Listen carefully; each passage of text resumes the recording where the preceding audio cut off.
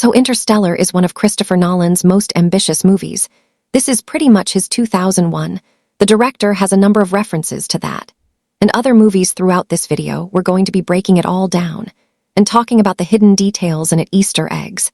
And the true meaning of the movie along with its ending now. You can tell from Christopher Nolan's movies that he's absolutely obsessed with time. It lays throughout a lot of his work with more obvious examples like Tenet down to more subtle things like his non-chronological storytelling made the director a name, and this told the main story backwards, so that we could be hit with lots of twists and reveals. Inception had time dilation as we got deeper into a dream, and both Batman Begins and the Prestige used flashbacks throughout Dunkirk, had different periods of time being shown to us, and in Interstellar time is almost like a force fighting against the protagonists. At its core, Interstellar to me has always been about a father sacrificing the time he has with his children in order to do his work. I'm sure this is something a lot people can relate to, and it leads to one of the most devastating scenes in the film.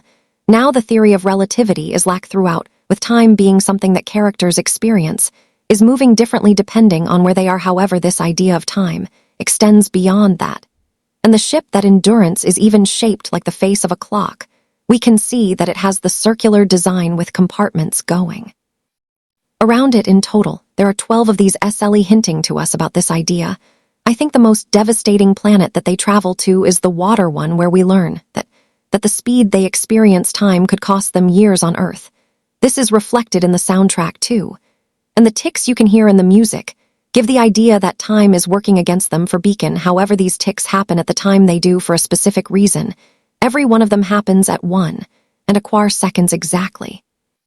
Broken down, this equates to 1 tick equaling 1 day on Earth, so you can literally hear the day sticking away as the crew search for what's happened on the planet. I didn't actually discover this myself. So if you're the person who did, then write it in the comments. No one claims, then just give this Easter egg to everyone. And well done, mate. Give yourself a pat on the back for that amazing detail. This planet was ventured to by Miller, who sent back a signal saying it was safe to travel to. They clearly hadn't experienced the waves yet, and thought it was safe, which is why they gave the green light. Due to the time dilation, we learn that Miller likely died minutes before their arrival, and knowing this at the start of the scene actually adds a lot to it. If you zoom in, you can make out this happening as the ship descends from the clouds. When they land, the waves that we see off in the distance behind them are the same ones that have just killed Miller, the Miller killer. If you will now, another nice detail as they come down is that the ripples and the waves are moving in different directions. This is because of the planet's proximity to a black hole, which is causing lots of gravitational anomalies. It's even possible that the planet could be safe, but due to the strong gravity feely from the hole, everything is being pulled in the black hole. In the movie is something that's actually groundbreaking, and it was built to be as scientifically accurate as it could be. It's a full render of Einstein's equations sped out in IMAX on a 32.0 core render from a farm that worked 24 hours per frame. This means that each frame featuring it took roughly 100 hours to render. The end result was so accurate that it actually brought forth real scientific insight, and so far 3 papers have been listed on the information gained from it. This obviously wouldn't have been available on Einstein's day, but rendering it this way allowed for scientists to study a representation of it inside a computer nom gargantua. This means giant. Colossal. They explain it by folding paper and using a pencil to show how one can travel from one point to another. The first time I saw this example was back in Event Horizon, and Jane Foster mentioned both this movie and that when discussing it in Th of and Thunder. Now the movie opens with Murphy's bookcase and some dust falling from a shelf, but a view due to the events that happen at the end. We know this is caused by Cooper, and this is the first anomaly that brings in the drone. Now the bookcase itself is actually filled with ones that share themes with the movie. There's the Stephen King book This Stand, which is about a post-apocalyptic world in which the last humans are trying to survive. Can tell it's that book instantly, off the spine, cause dear me size of that story. Everyone who's made it through that book knows what I'm talking about. And there's A Wrinkle in Time, which talks about higher dimensions, and it also includes a tesseract. There's Flatland, a romance of many dimensions, Labyrinth, the go-between, and selected poems which deal with time and space. Lastly, when Cooper is watching his past self leave Murph, we can see on the shelf near his head the book Lois Larry's The Will of Bees. This is the story about the effects that a parent's neglect has on their children, which is echoed in the scene of him leaving her. At this point, we get Nolan once more playing with time as we see an older Murphy being played by Ellen Burstyn. She talks about her father, and this is taking aspects of a documentary that appears later on at the end of the film to recount Murphy's childhood and also life on Earth. We see several survivors after this, and these are apparently taken from the Ken Burn documentary, which is called The Dust Bow. This 4-hour-long film chronicles the man-made ecological disaster, which was known as the Dust Bowl. It affected 100 million acres of land in Texas and caused a lot of health issues. She talks about how her father was a farmer, and we see a eye in cornfield. Now Nolan loves doing things practically. This was seen in Tenet when he crashed a plane just for a scene. This is the case in Interstellar too. And rather than using CGI for these fields, he actually had 500 acres of corn planted for the film Thrifty, as ever. Nolan actually sold this once the movie was complete, and he made a profit back which he used for the budget. Now, we discover in the movie that an event known as the Blight has ravaged all crops on Earth, except for corn. This is the only surviving food source, and corn is lack. Throughout almost everything they eat, MF brings it out a cornbread sandwich. They can only get popcorn at the baseball games, and a corny breakfast of pancakes and CH'der is also given to them in bowls. Corn syrup is also used along with corn juice for their drinks. Delicious corn juice available in all good shops now. Although M says her father was a farmer, we immediately cut to him as a pilot, referencing not only his past, but also the journey he takes in the film. Cooper is clearly very experienced, which is why he's picked Vanessa. Now, we see Cooper's pilot knowledge later on when he's trying to reattach to the Endurance during the spin. Bran puts a head into it, and this causes her to black out. Cooper, on the other hand, turns away from it, and thus he stays conscious.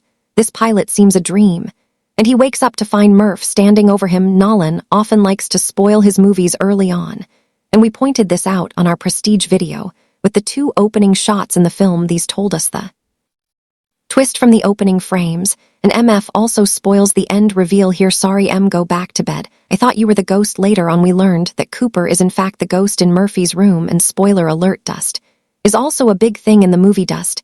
Anybody know dust? Anybody know dust? Anybody know? This is law throughout, how the people live with plates being placed upside down and tops covering vehicles when they're not in use. The D storms that roll in were also done practically as well, with Nolan hearing out a real town. Sand was lined along it, and then fans were put in place to blast it in to create the effect we see in the movie.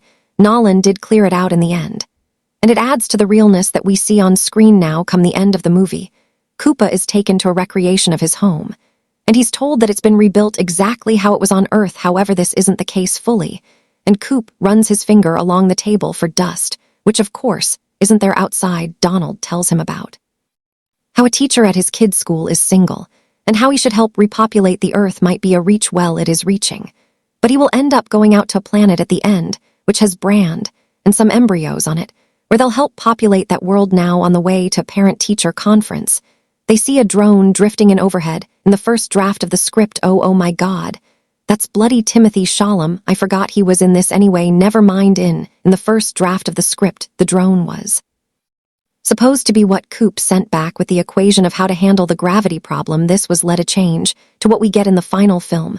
The drone still has a left behind of that, and though it doesn't really serve much of a purpose, it indicates strange things are happening at the farm just before it swoops in. KU explains Murphy's Law to his daughter, and how anything that can go wrong will go wrong. Murphy's Law is something that we can't actually test for, because any test that carries it out by Murphy's Law is doomed to fail. However, in the film, I think it takes a more optimistic approach. The laws of the universe have a balance to them, and thus if things can go wrong, then they can go right to Plan A and Plan B in the movie are seen as the 2 eventualities that could keep the human race alive. Initially, Plan A was that people would venture into space and send back a way for the remaining humans to travel into the stars.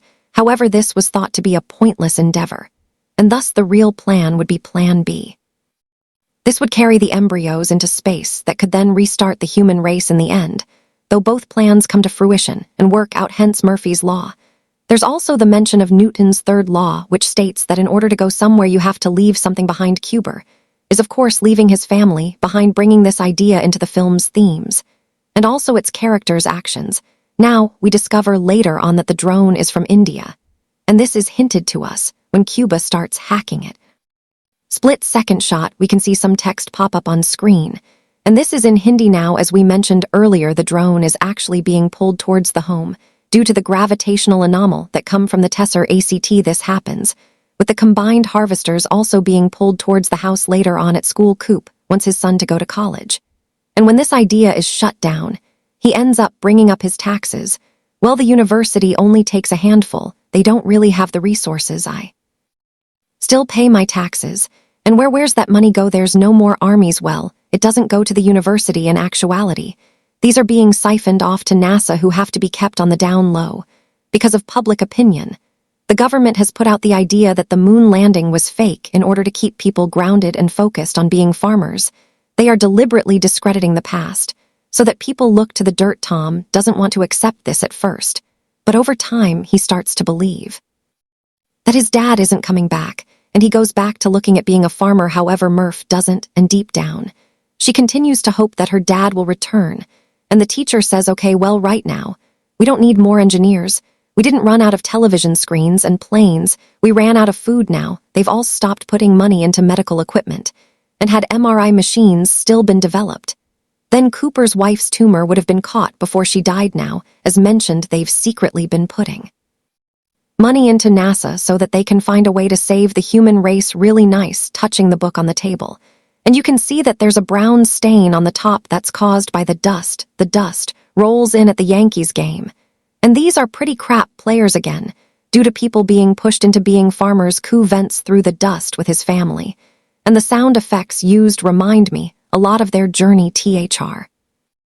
Space. The truck is also very much like the ship, traveling through an inhospitable area, whilst those inside are protected from it. Figuring out that the dust leaves coordinates, Cooper heads out of there with Murph as a stowaway. Nice touch as he opens the truck door.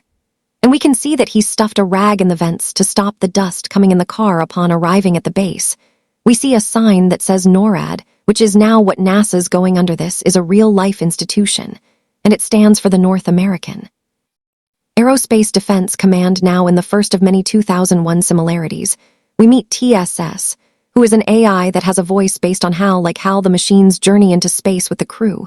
But they don't turn evil and try and kill them all. TUS is called this, because it's actually an anagram of star. We meet Case on the Endurance, and another one is called Kip. This is actually named after Kip Thorne, who helped to make the film as scientifically accurate as possible. On the front of TARS, we can also see dots next to his name, and this is actually Braille to help blind people with it. Other 2001 references happen when we see the truck transition in the spaceship as Cooper's driving away. 2001 is famous for its smash cut from a bone to a ship, and this allows us to immediately fill in the blanks of what's happened in between. There's also Cooper seeing messages from his children on TV, which too happens in 2001. Early on, with a traveler getting one from his daughter, he missed out on her birthday to continue with his work, and it's much like how Cooper missed out on his kids. Now here, we're introduced to Dr. Brand, played by Anne Hathaway. Hathaway sports a short haircut throughout the movie, and though it's a slick look, it's actually been done for a reason beyond just how it looks. In zero gravity, long hair would obviously flop about, and in having it shorter would save a ton on the CGI budget. Cooper is reunited with his daughter, and we discover that NASA are working on something known as the Lazarus Project alongside Jesus. This biblical figure is the only person who's come back to life, and the name is picked to talk about restarting the human race. We get a blurred picture of Matt Damon on the wall amongst all the astronauts, but it's something you might only be able to make out on a first watch. Damon's casting was kept secret so that people weren't sitting thinking, where the hell is my Damon, instead of focusing on the plot. This is the same with Casey Affolk, and also Topher. Grace Brand Sr. takes Cooper for a tour, and he explains the two plans, and the one that we learn was a lie on a second watch. Kane's performance takes on a whole new meaning, and we understand what really drives him. He weaponizes the idea that Murph and her generation will die if they stay on Earth, which pushes Coop forward. He knows that a parent will want to save their child, as he himself also does. This Brian Sr. then sends his daughter into space, because he knows that's the best way for her to have a chance. Kane also has some incredible mannerisms in the movie that you only pick up on a second watch. He's evasive when people get too close to learning the truth, and he acts very sheepish around certain conversation topics. Cooper gives his goodbyes, and also says I can't be your ghost right now, eventually he of course will be. And even the books falling don't stop him from going love the little goodbye he has with Tom. And it's very much him saying that he's the man of the house. Now he lifts the blankets up his car, and while Smurf was hiding under them last time, she's no longer there. They make it to the Endurance, and it's designed like most ships where everything is symmetrical. This is so that things can be operated no matter what orientation the person on board has. At this point, we hear the poem Do Not Go Gentle Into That Good Night by Dylan Thomas. Do not go gentle into that good night, rage against the dying of the light. This is about how life is precious, and that it should be fought for. This is something that CP later adopts against man, and man even drops the poem. Whilst all this is going on, do not go gentle into that good night. Old age should burn and rave at close of day. Now they go down for a long nap, and upon waking up, we can see Cuba winding his watch. This is one that keeps ticking, and it winds because of movement. And due to him sleeping, this would have completely stopped at this point. They hit sat, and then travel into the black hole. Lots of similarities to contact with this scene, and we see as time and space folds around them in order to propel them out of the galaxy. They have 3 planets to visit, and no prizes for guessing the first one. It doesn't end up going well for them. As they head down, we hear a little caution would go get you kill, just like reckless driving. This pays off later too, and Cop has to dock the Endurance Cooper. This is no time for caution, as I'm sure you can guess. This planet fascinates me now. I love the way that the water is so shallow, because it's being sucked up to create the giant tidal waves. There's a desperate run for the ship, and as it's hit, we catch TOS prepping itself to hold Bran in place. They lose decades, and also Doi. We see an astronaut face down in the water as they escape the planet. And what really works about the scene is that we don't know who this is. This could be Doi, however. It could just as easily be Miller due to the time dilation. Upon returning back to the ship, they find Romley, who's now a broken man. Cuba also gets messages from his children, and he misses out on Tom meeting his first love, him having his first child. And we also learn that they sadly die due to the blight. Donald passed away too, and we watch him go from an optimistic child to a devastated adult in seconds. The named their second child could after to him, but he's not been there for his son throughout his hottest moments. We then see a message from Murph, who tells her that she's the same age as her dad was when he left, then spend some time with her. And Professor Brand, he discusses how all the rivets they're pumping into ships could have been bullets, and we learned that the government actually wanted to slaughter some of the population to make it easier on the rest. Brand earlier talked about NASA dropping bombs from the sky, but he's got them all pulling together because they believe they can survive. To Professor Brand, the lie is a positive so that people have hope, and he further avoids talk of the equation and how it's not really working. Upon discovering that Brian had a thing with Edmonds, they decide to head to Man for a look at man's ugly side. It's man versus man, man being the reason for his own demise, and all of the man puns that you can think of. Man, Damon's sake. Now Brand brings up how love is a force that we can't really quantify. It's something that exists across all dimensions in space. I feel like Nolan is very much trying to almost give us signs to our emotions, to explain what drives the characters in this journey. Back at the farm, we see as the blight returns, whilst the siblings share some corn. Cobb Murphy learns of the lion Brand's deathbed, and it's a chilling scene to know the planet is doomed. Murph is desperate to know where the Koopa knew and left her there to die, but she doesn't get an answer from here. We see this is a maze. We obviously learned that the great and apparently noble man wasn't really the best of us, but he truly demonstrates what humanity is: selfish, cowardly, and happy to bring others down with him. He's given the green light, even though he's on a planet that's doomed. Things are suspicious from the off, with the world being so cold that even the clouds are frozen. Kip is dismantled, as well with man, saying that he start to degenerate. Humans obviously have suspicion of AI, and even most of the early interactions with TS are laced with the idea that things could go wrong. Nolan is once more playing on the plotline with Hal in 2001, and using our assumptions to make us trust man more than the machines. I love Damon's performance. As he comes out the sleep sack, you can see genuine relief mixed with sorrow and happiness. He's been through a lot, and he drops this iconic line, "Pray you never learn just how good it can be to see another face." At this point, they learn the truth about Plan B. Another nice subtle detail is that Professor Brand calls it Plan B to make it sound like it's a fallback option. He knows humanity won't work together if they don't think there's hope, and thus he makes it sound like this is the one they don't want to resort to, when really this is the main plan back on Earth. Mur refuses to give up, And she also carries the secret because she knows if the truth is revealed that people will panic here. We get a further shot of the bookcase and can also see Moby Dick metaphorically. This is about an unsurmountable force of nature that's impossible to overcome, much like what they're facing on Earth at this point. They decide to send TARS into the singularity in order to glimpse the core of the black hole so they can send data back to Earth.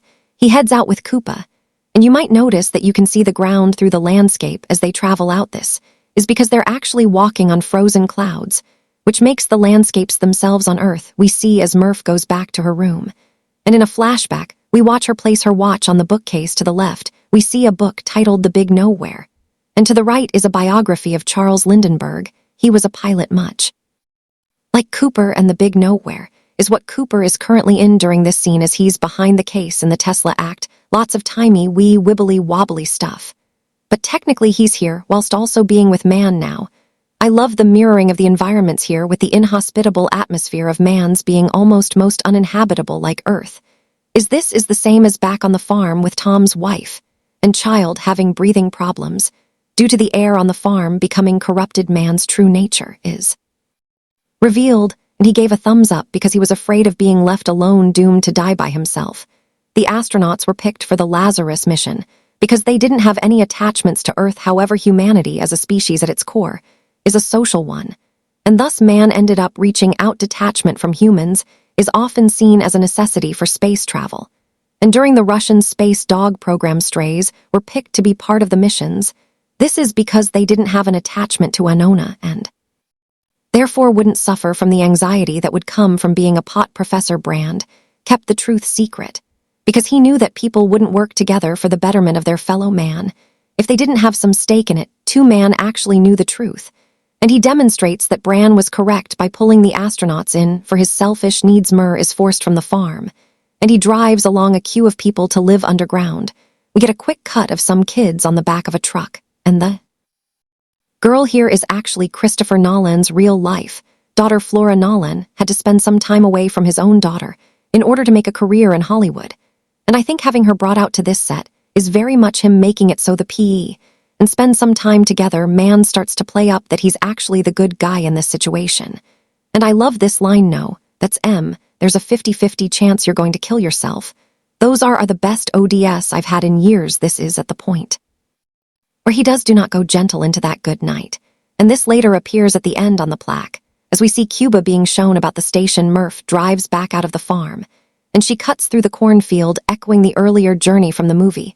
She burns part of the field, mirroring the beginning of the film in which a neighboring farmer's field was set on fire to show crops were dying out. Cooper chose to farm corn, which is why he lasted longer. And this is why Tom sees this as being such an important issue. Romley then starts up K, and the robot explodes, killing him in the process. However, Todd survives in scath, hitting at how he's built to experience extreme conditions, and can also survive a black hole. Couldn't really. But this is a movie now in space. Man's killed after he fails to dock due to the auto-docking system being disabled. He is warned about this, but similar to the helmet line, he'd rather take the risk against the low odds because he's got nothing else at this point. The explosion has no sound, and that's because it exists in space. There is a moment now after messing up the dock, we get the best scene in the music. Movie completely love the score here. Zimmer knocked it out the park. And the visuals and IMAX on the OLED with a 4K Blu-ray. I was like, goddamn. And sadly, the Endurance is slipping towards Ganua, and thus they used the gravity of the black hole in order to slingshot Rand around to Edmund's planet. Apollo 13 had something similar carried out in order to return home after the mission. When awry, they swung around the moon to throw themselves back, as they weren't able to land on the surface. We see the escape thrusters being fired, and get a split-second shot of their names, the LMA-1 and LMAO-2. I was laughing my ass off during this. And maybe Nolan, maybe he does have a sense of humor, even though everyone says he doesn't. But I think he does now. The ending of Interstellar is something that still confuses people, but I believe it's more straightforward than people think. He watches Cooper travels in the black hole, which somewhat echoes the journey at the end of 2001. This takes Cooper into the Tesseract, which is a term that's gained popularity with the MCU. But it's been about way longer than that. A Tesseract is a four-dimensional cube, and it's what Cuba moves through when he's behind the bookcase. As humans, we see things in 3 dimensions, with the fourth dimension being time. Hence, why this shape was picked. Now the way I see the ending is that the humans from the future had traveled into the fourth dimension, and they could see all of time and space. This is much like when you pick up a book, and you can see the story and move both forwards and backwards in it. You can jump to any point in said story, and you're able to travel through it without restrictions. However, you can't actually influence the events of the story, and it will always play out the exact same way the characters in the book are the ones experiencing it.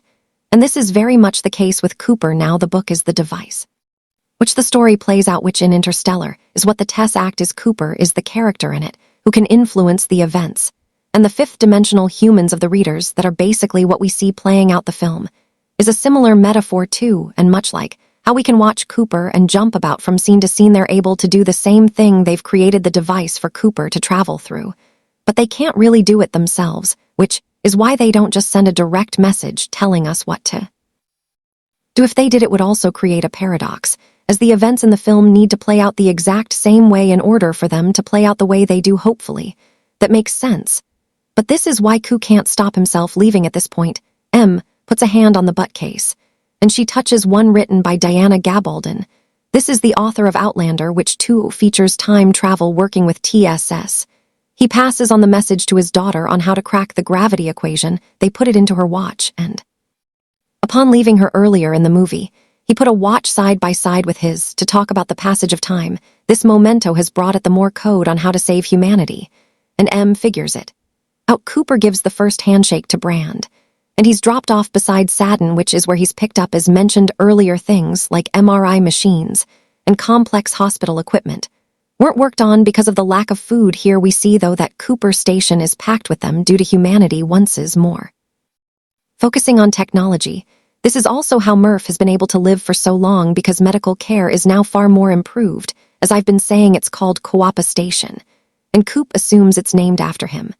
But it's actually after Murph. We see the plaque mentioned earlier, and it shows how little humanity actually knows about the mission, due to thinking everyone gave their lives. Man is on there as well, showcasing how they don't even know about his betrayal of all the people left. Bran is the last survivor, and she's now reached Edmund's planet. Cuba has some time back on the porch with TS echoing earlier shots with Donald, and he says this line, "I don't care much for this pretending we're back where we started. I want to know where we are again."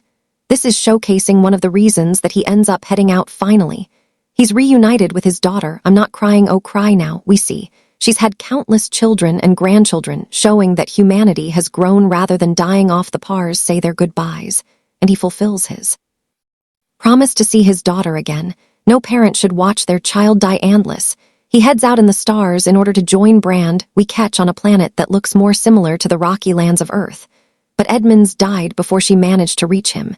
She buries him, and with TOS in his fighter suit, Cooper heads out there. We claws out with her walking towards the camp, which is a bright beaming light. It's only small, but it offers a glimpse of what's to come in the future. Plan B is going to start there, and both Cooper and Brand will be the Adam and Eve of this new world. They're the people who left the, quote, paradise they had and went out in the harsh wasteland after discovering knowledge, and had to make their own way. That ends the movie, and it also ends our breakdown too. I really hope you